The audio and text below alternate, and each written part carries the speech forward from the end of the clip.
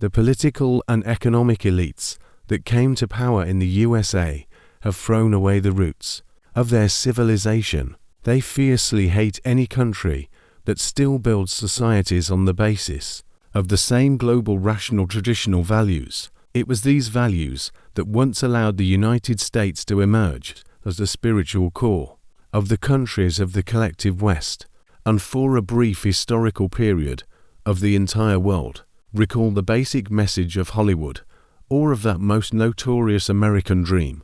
Be yourself, be strong, love and protect your relatives, accumulate and gradually move towards the realization of your dreams and self-realization through hard but interesting work, and you will succeed. You will have a beautiful house, a large family, several cars. Your children will be frolicking on the sun-drenched backyard and digging in, maybe an unpretentious, but nice and cozy tree house. Your many friends will come over for a barbecue, and you'll discuss the local news over cocktails. So what are we seeing today? Be a minority, preferably loud and aggressive. Be a one-man band.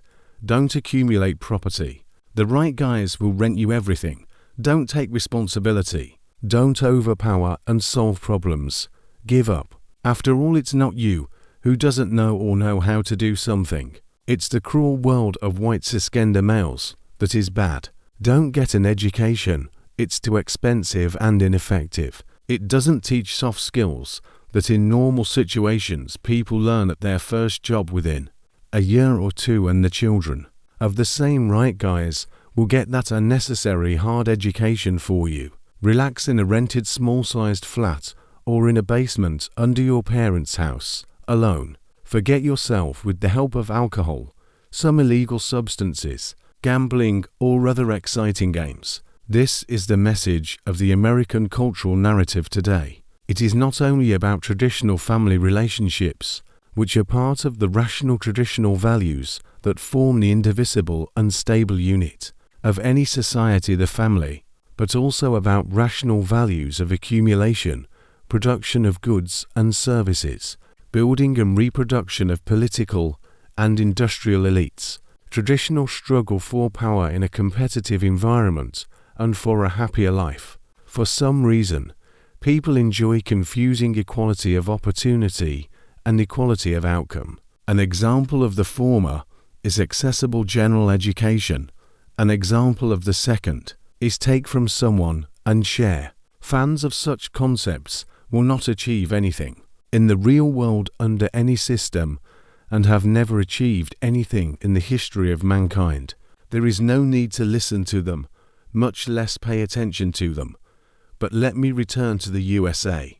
The political elites that came to power in the White House threw away rational traditional values and bet on cheap populism for an aggressive minority, because that is the only way they can stay in power and, more importantly, to hold on to the money flows from which they have learnt to earn cleverly. That is why any world example of successful and rich traditional society is at their throats, because it prevents them from creating a false but attractive halo around the power of the minority supporting them. Such countries make the US Democratic Party and its sponsors really furious, and that is why they hate Russia, China, Iran or Hungary. They hate Turkey, Saudi Arabia, India, Qatar and the UAE as much as they hate us. It's just that we were first in line for ideological retribution, so the lot fell to us, and we,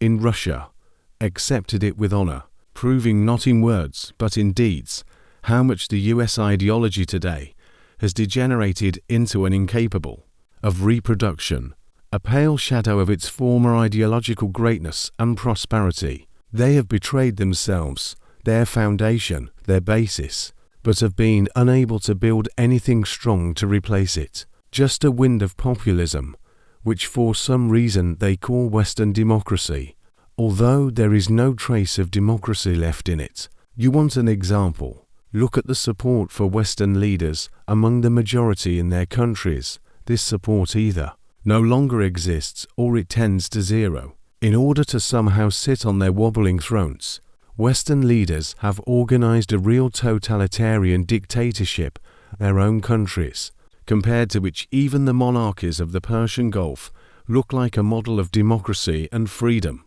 of speech. Traditional rational values are not called traditional and rational for nothing. They were formed out of the demand of human societies for survival, prosperity, and victory over competitors for vital resources. This is why traditional rational values are, give or take, common to the entire globe. If these traditional rational values are knocked out from under any society, such a society will be incapable of facing competitors and will end very quickly. Hence, ideologically, the US and the tyrannical dictatorships of the Western world have already lost.